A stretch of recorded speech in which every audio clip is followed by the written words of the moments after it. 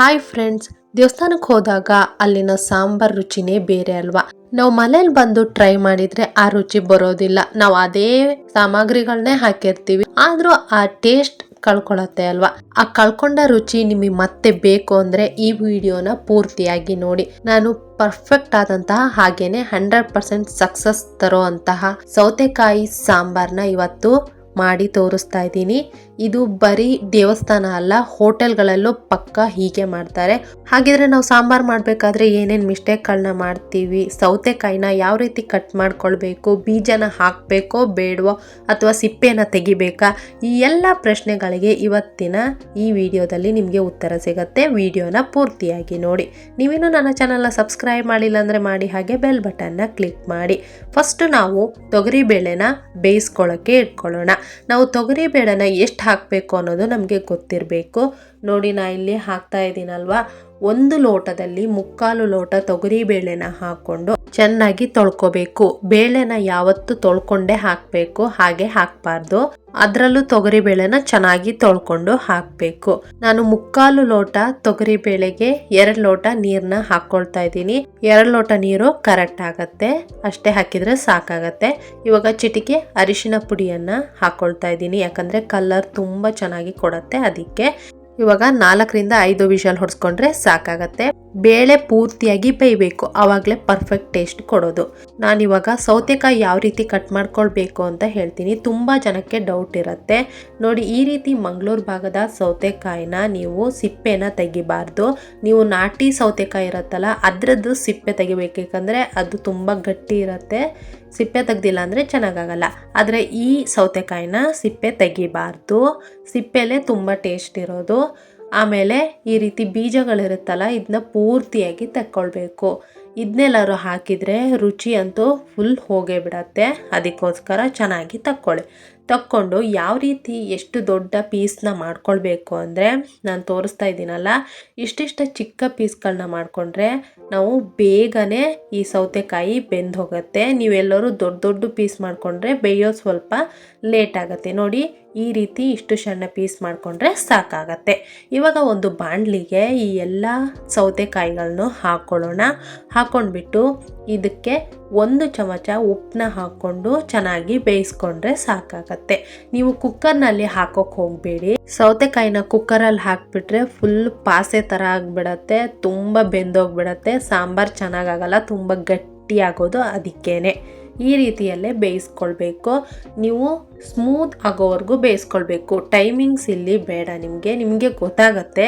Smooth ಆಗೋ ಥರ ಬೇಯಿಸ್ಕೊಂಡ್ರೆ ಸಾಕಾಗತ್ತೆ. ಇವಾಗ ಇದಕ್ಕೊಂದು ಸ್ಪೆಷಲ್ ಮಸಾಲಾನ ರೆಡಿ ಮಾಡ್ಕೊಳ್ಳೋಣ. ಅದಕ್ಕೆ ಒಂದು ಬಾಣಲಿನ ಇಟ್ಕೊಳ್ತಾ ಇದ್ದೀನಿ. ಇದಕ್ಕೆ ನಾನು 4 ಚಮಚ ತೊಗರಿ ಬೇಳೆಯನ್ನು ಹಾಕ್ಕೊಳ್ತಾ ಇದ್ದೀನಿ. ನೀವು ಬೇಕಿದ್ರೆ ಕಡಲೆ ಬೇಳೆಯನ್ನು ಹಾಕ್ಕೊಳ್ಬೋದು, ಟೇಸ್ಟ್ ಒಂದೇ ಥರನೇ ಇರುತ್ತೆ. ಇಲ್ಲಿ ಎಣ್ಣೆನ ತುಂಬ ಕಾಯಿಸ್ಕೊಂಡ್ರಿ ಅಂದರೆ ಇಲ್ಲಿ ಹಾಕಿರೋ ಅಂತಹ ತೊಗರಿ ಬೇಳೆ ಎಲ್ಲ ಬೇಗ ಹತ್ತೋಗ್ಬಿಡತ್ತೆ, ಚೆನ್ನಾಗಿ ಫ್ರೈ ಆಗೋದಿಲ್ಲ. ನೀವು ಫುಲ್ ಕಾಯಿಸ್ಕೊಳ್ಬೇಡಿ, ಸ್ವಲ್ಪ ಬೆಚ್ಚ ಮಾಡಿಕೊಂಡ್ರೆ ಸಾಕಾಗತ್ತೆ. ನೋಡಿ, ಸ್ವಲ್ಪ ಕುದಿ ಬರ್ತಾ ಇದೆಯಲ್ಲ, ಈ ರೀತಿ ಬಂದ ತಕ್ಷಣ ನಾವು ಉದ್ದಿನ ಬೇಳೆಯನ್ನು ಹಾಕ್ಕೊಳ್ಬೇಕು. ನಾನು 1 ಚಮಚ ಉದ್ದಿನ ಬೇಳೆಯನ್ನು ಹಾಕ್ಕೊಂಡಿದ್ದೀನಿ. ಹಾಕ್ಕೊಂಡು ಚೆನ್ನಾಗಿ ಫ್ರೈನ ಮಾಡ್ಕೊಳ್ಳಿ. ನಾವು ಯಾವ್ಯಾವುದಾದ್ಮೇಲೆ ಯಾವ್ದ್ಯಾವುದು ಹಾಕಬೇಕು ಇದರಲ್ಲೂ ಟೇಸ್ಟ್ ಅಡಗಿರುತ್ತೆ. ಅದ್ರ ಜೊತೆಗೆ 3 ಚಮಚ ಕೊತ್ತಂಬರಿ ಕಾಳನ್ನ ಹಾಕ್ಕೊಳ್ತಾ ಇದ್ದೀನಿ. ನೀವಿಲ್ಲ ಅಂದರೆ ಪುಡಿನೇ ಬಳಸಿ, ಟೇಸ್ಟ್ ಸ್ವಲ್ಪ ಚೇಂಜ್ ಆಗ್ಬೋದು ಅಷ್ಟೇ. ಹಾಗೆಯೇ ಬ್ಯಾಡಗಿ ಮೆಣಸಿನ್ಕಾಯಿನ ಬಳಸ್ತಾ ಇದ್ದೀನಿ. 5ರಿಂದ 6 ಬ್ಯಾಡಗಿ ಮೆಣಸಿನ್ಕಾಯಿ. ನಿಮ್ಮ ರುಚಿಗೆ ನೋಡಿಕೊಂಡು ರುಚಿಗೆ ತಕ್ಕಷ್ಟು ಬ್ಯಾಡಗಿ ಮೆಣಸಿನ್ಕಾಯಿನ ಬಳಸಬಹುದು. ನೀವು ಬೇಕಿದ್ರೆ ಖಾರ ಮೆಣಸಿನ್ಕಾಯಿನೂ ಬಳಸ್ಬೋದು. ಆದರೆ ನಿಮಗೆ ಮಂಗಳೂರು ಶೈಲಿಯಲ್ಲೇ ಮಂಗಳೂರು ಟೇಸ್ಟೇ ಬೇಕು ಅಂದರೆ ನೀವು ಬ್ಯಾಡಗಿ ಮೆಣಸಿನ್ಕಾಯಿನೇ ಬಳಸಬೇಕು. ಅದ್ರ ಘಮನೇ ಚೇಂಜ್ ಆಗಿರುತ್ತೆ. ಇವಾಗ ಇವು 3/4 ಭಾಗ ಡ್ರೈ ಆದಮೇಲೆ ನಾವು 1/4 ಚಮಚ ಮೆಂತೆಯನ್ನು ಹಾಕ್ಕೊಳ್ತಾ ಇದ್ದೀನಿ. ಹಾಗೆಯೇ ಒಂದು 7ರಿಂದ 8 ಕಾಳು ಮೆಣಸನ್ನು ಹಾಕ್ಕೊಳ್ಬೇಕು. ಹಾಕ್ಕೊಂಡು ಚೆನ್ನಾಗಿ ಫ್ರೈನ ಮಾಡ್ಕೊಳ್ಳಿ. ಈ ಮೆಣಸಿನ್ಕಾಯಿ ಫುಲ್ಲು ಗರಿ ಆಗಬೇಕು, ಅದು ಪರ್ಫೆಕ್ಟ್ ಆಗಿದೆ ಅಂತ ಅರ್ಥ. ಆಮೇಲೆ 1 ಚಮಚ ಜೀರಿಗೆಯನ್ನು ಹಾಕ್ಕೊಳ್ತಾ ಇದ್ದೀನಿ. ಹಾಕ್ಕೊಂಡು 1-2 ನಿಮಿಷ ಚೆನ್ನಾಗಿ ಫ್ರೈ ಮಾಡ್ಕೊಳ್ಳಿ. ಸಣ್ಣ ಉರಿಯಲ್ಲಿ ಫ್ರೈನ ಮಾಡಿಕೊಂಡ್ರೆ ಸಾಕಾಗತ್ತೆ. ನೋಡಿ ಇವಾಗ ಕರಿಬೇವಿನ ಸೊಪ್ಪನ್ನ ಹಾಕ್ಕೊಳ್ತಾ ಇದ್ದೀನಿ. ಕರಿಬೇವಿನ ಸೊಪ್ಪೆ ಮೇಯ್ನು, ತುಂಬ ಇಂಪಾರ್ಟೆಂಟ್ ಅಂತಲೇ ಹೇಳಬಹುದು. ನೀವು ಕರಿಬೇವಿನ ಸೊಪ್ಪು ಜಾಸ್ತಿ ಹಾಕ್ಕೊಂಡ್ರು ತುಂಬಾ ಒಳ್ಳೆಯದು. ಅರ್ಧ ಕಪ್ ಕಾಯಿ ತುರಿಯನ್ನು ಹಾಕ್ಕೊಳ್ತಾ ಇದ್ದೀನಿ. ನೀವು ಕಾಯಿ ತುರಿನ ಜಾಸ್ತಿ ಬಳಸಬಾರ್ದು, ನೀವು ಬೇಕಿದ್ರೆ ಒಣ ಕಾಯಿನೂ ಬಳಸಬಹುದು. ನೋಡಿ ಇವಾಗ ಚೆನ್ನಾಗಿ ಫ್ರೈನ ಮಾಡ್ಕೊಳ್ಳೋಣ. ಈ ರೀತಿ ಫುಲ್ ಡ್ರೈ ಆಗಬೇಕವು, ಅಲ್ಲಿವರೆಗೂ ಫ್ರೈ ಮಾಡ್ಕೋಬೇಕು. ಇವಾಗ ಪರ್ಫೆಕ್ಟ್ ಆಗಿದೆ. ಇದನ್ನ ಒಂದು ಮಿಕ್ಸಿ ಜಾರಿಗೆ ಹಾಕ್ಕೊಳ್ತಾ ಇದ್ದೀನಿ. ನೋಡಿ ಮಿಕ್ಸಿ ಜಾರಿಗೆ ಹಾಕ್ಕೊಂಡು ಆದಮೇಲೆ ಅರ್ಧ ಲಿಂಬು ಗಾತ್ರದ ಹುಣಸೆ ಹಣ್ಣ ನೆನೆಸಿ ಇಟ್ಕೊಂಡಿರಬೇಕು, ಅದನ್ನ ಹಾಕ್ಕೊಳ್ಬೇಕು. ನೀವು ಹಾಗೇನೆ ಹಾಕ್ಕೊಳ್ಬೋದು, ನೆನೆಸ್ತೇನೂ ಹಾಕ್ಕೊಳ್ಬಹುದು. ಖಾರ ಚೆನ್ನಾಗಿ ಅರಿಯತ್ತೆ ಅನ್ನೋ ಕಾರಣಕ್ಕೆ ನೆನೆಸಿ ಹಾಕ್ತಾರೆ. ನೋಡಿ ಈ ರೀತಿ ನುಣ್ಣಗೆ ಪೇಸ್ಟ್ ಮಾಡಿಕೊಂಡ್ರೆ ಸಾಕಾಗತ್ತೆ. ನೋಡಿ ಪರ್ಫೆಕ್ಟಾಗಿ ಕಲರ್ ನೋಡಿ ಎಷ್ಟು ಸೂಪರಾಗಿ ಬಂದಿದೆ ಅಂತ.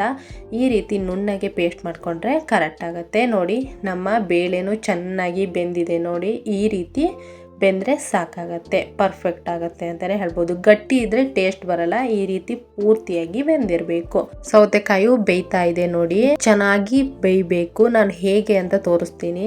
ಇಲ್ಲಿ ಪರ್ಫೆಕ್ಟ್ ಆಗಿ ಬೆಂದಿದೆ ಅಂತಲೇ ಹೇಳ್ಬೋದು. ನಮ್ಗೆ ಹೇಗೆ ಗೊತ್ತಾಗತ್ತೆ ಅಂದರೆ, ನೀವು ಹುಟ್ಟಿನಲ್ಲಿ ಒಂದು ಪೀಸ್ ತಗೊಂಡು ಒಂದು ಚಮಚದಲ್ಲಿ ನೀವು ಪೀಸ್ ಮಾಡಿದರೆ ನೀಟಾಗಿ ಆ ಚಮಚ ಕೆಳಗೆ ಹೋಗಬೇಕು, ಅದನ್ನ ಕಟ್ ಮಾಡಬೇಕು. ನೋಡಿ ಇವಾಗ ಪರ್ಫೆಕ್ಟ್ ಆಗಿದೆ ಅಂತ ಅರ್ಥ, ಇದು ಚೆನ್ನಾಗಿ ಬೆಂದಿದೆ ಅಂತ ಅರ್ಥ. ಇಷ್ಟು ಬೆಂದರೆ ಸಾಕಾಗತ್ತೆ. ಇವಾಗ ನಾವು ಬೇಯಿಸ್ಕೊಂಡಂತಹ ಬೇಳೆಯನ್ನು ಪೂರ್ತಿಯಾಗಿ ಹಾಕ್ತಾ ಇದ್ದೀನಿ. ಹಾಕ್ಕೊಂಡು ಚೆನ್ನಾಗಿ ಇದನ್ನ ಸ್ವಲ್ಪ ಮಿಕ್ಸ್ನ ಮಾಡ್ಕೊಳ್ಳಿ. ಮಿಕ್ಸ್ ಮಾಡಿ ಆದಮೇಲೆ ನಾವು ಮಸಾಲಾನ ಹಾಕ್ಕೊಳ್ಬೇಕಾಗತ್ತೆ. ನೋಡಿ ಈ ಪ್ರೊಸೀಜರಲ್ಲೇ ನೀವು ಮಾಡಬೇಕು. ಒಂದಾದಮೇಲೆ ಒಂದು ಏನೇನು ಮಾಡಬೇಕು ಅಂತ ನಮಗೆ ಗೊತ್ತಿರಬೇಕು. ನೀವು ವಿಡಿಯೋನ ಸ್ಕಿಪ್ ಮಾಡ್ಕೊಳ್ತಾ ನೋಡಿದರೆ ಏನೂ ಅರ್ಥ ಆಗಲ್ಲ. ಕರೆಕ್ಟಾಗಿ ಫಸ್ಟಿಂದ ಲಾಸ್ಟ್ವರೆಗೂ ನೋಡಿದರೆ ಮಾತ್ರ ಪರ್ಫೆಕ್ಟ್ ಆದ ಮಂಗಳೂರು ಶೈಲಿಯ ಸೌತೆಕಾಯಿ ಸಾರನ್ನ ನೀವು ಮನೆಯಲ್ಲಿ ಮಾಡಬಹುದು. ನಾನು ಇಲ್ಲಿ ಮಸಾಲಾನ ಹಾಕ್ಕೊಂಡಿದ್ದೀನಿ. ಹಾಕ್ಕೊಂಡು ಒಂದ್ಸಲ ಮಿಕ್ಸ್ನ ಮಾಡ್ಕೊಳ್ಳಿ. ಎಷ್ಟು ಚೆನ್ನಾಗಿ ಕಲರ್ ಬಂದಿದೆ ಅಂತ ನೀವೇ ನೋಡಬಹುದು. ನಾವಿಲ್ಲಿ ತುಂಬ ಗಟ್ಟಿನೂ ಮಾಡ್ಕೊಳ್ಬಾರ್ದು, ತುಂಬ ತೆಳು ನೀರು ಥರನೂ ಮಾಡ್ಕೊಳ್ಬಾರ್ದು, ಮೀಡಿಯಮ್ ಆಗಿ ಇರಬೇಕು. ನಾನು ತೋರಿಸ್ತೀನಿ ನಿಮಗೆ ಯಾವ ಕನ್ಸಿಸ್ಟೆನ್ಸಿಯಲ್ಲಿ ಇರಬೇಕು ಅಂತ. ನೀವು ಇವಾಗ ನೋಡಬಹುದು. ಈ ಕನ್ಸಿಸ್ಟೆನ್ಸಿಯಲ್ಲಿ ಇದ್ದರೆ ನಮಗೆ ಸಾಂಬಾರು ಸೂಪರ್ ಆಗುತ್ತೆ ಅಂತಲೇ ಹೇಳಬಹುದು. ಇವಾಗ ಮಿಕ್ಸಿಯಲ್ಲಿರುವಂತಹ ಖಾರನೂ ಚೆನ್ನಾಗಿ ತೊಳ್ಕೊಂಡು ಹಾಕ್ಕೊಂಡಿದ್ದೀನಿ. ಇವಾಗ ನೀವು ರುಚಿಗೆ ತಕ್ಕಷ್ಟು ಉಪ್ಪನ್ನ ಹಾಕ್ಕೊಳ್ಳಿ. ನೋಡ್ಕೊಳ್ಳಿ ಎಷ್ಟು ಬೇಕು ಅಂತ.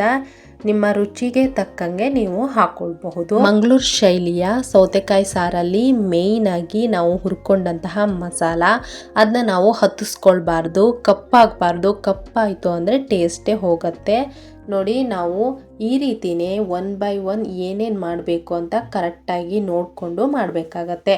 ಇವಾಗ ರುಚಿಗೆ ತಕ್ಕಷ್ಟು ಉಪ್ಪನ್ನ ಹಾಕ್ಕೊಂಡು ಚೆನ್ನಾಗಿ ಇದು ಕುದಿಬೇಕು. ನೋಡಿ ಎಷ್ಟು ಚೆನ್ನಾಗಿ ಕುದಿತಾ ಇದೆ. ಇವಾಗ ಇದು ಕುದಿತಾ ಇರಲಿ, ನಾವೊಂದು ಒಳ್ಳೆ ಒಗ್ಗರಣೆಯನ್ನು ಹಾಕ್ಕೊಳ್ಳೋದು ಹೇಗೆ ಅಂತ ತೋರಿಸ್ಕೊಡ್ತೀನಿ. ಅದು ಇಂಗನ್ನು ಹಾಕ್ಕೊಂಡು ಹೇಗೆ ಒಗ್ಗರಣೆ ಹಾಕ್ಕೊಳ್ಬೇಕು ಅಂತ ನೋಡೋಣ. ನಾವಿವಾಗ ಒಂದು ಒಗ್ಗರಣೆ ಚಟಿಕೆಯನ್ನು ಇಟ್ಕೊಂಡಿದ್ದೀನಿ. ಇದಕ್ಕೆ 1-2 ಚಮಚ ಎಣ್ಣೆಯನ್ನು ಹಾಕ್ಕೊಳ್ತಾ ಇದ್ದೀನಿ.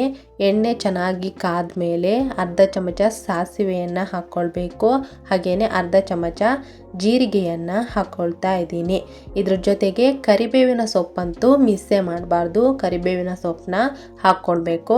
1-2 ಪೀಸಷ್ಟು ಬ್ಯಾಡಗಿ ಮೆಣಸಿನ್ಕಾಯಿನ ಕಟ್ ಮಾಡಿಕೊಂಡು ಹಾಕ್ಕೊಳ್ತಾ ಇದ್ದೀನಿ.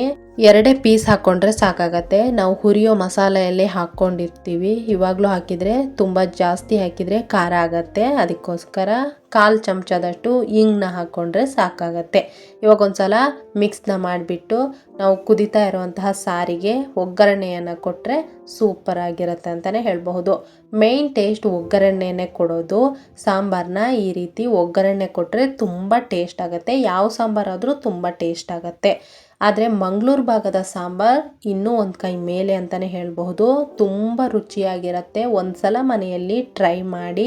ಹಾಗೆಯೇ ಹೇಗೆ ಬಂದಿದೆ ಅಂತ ಪ್ಲೀಸ್ ನನಗೆ ಕಮೆಂಟ್ ಬಾಕ್ಸ್ನಲ್ಲಿ ತಿಳಿಸಿ.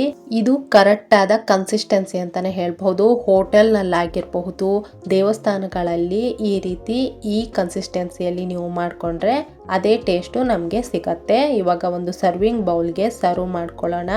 ನೀವು ಬಿಸಿ ಬಿಸಿ ಅನ್ನದ ಜೊತೆಗೆ ಬಿಸಿ ಬಿಸಿ ಸಾಂಬಾರು ಹಾಕ್ಕೊಂಡು ತಿಂದ್ರಿ ಅಂದರೆ ಸ್ವರ್ಗ ಅಂತಲೇ ಹೇಳಬಹುದು. ಅದರಲ್ಲೂ ಮಂಗಳೂರು ಭಾಗದ ಸಾರು ತುಂಬ ರುಚಿಯಾಗಿರುತ್ತೆ.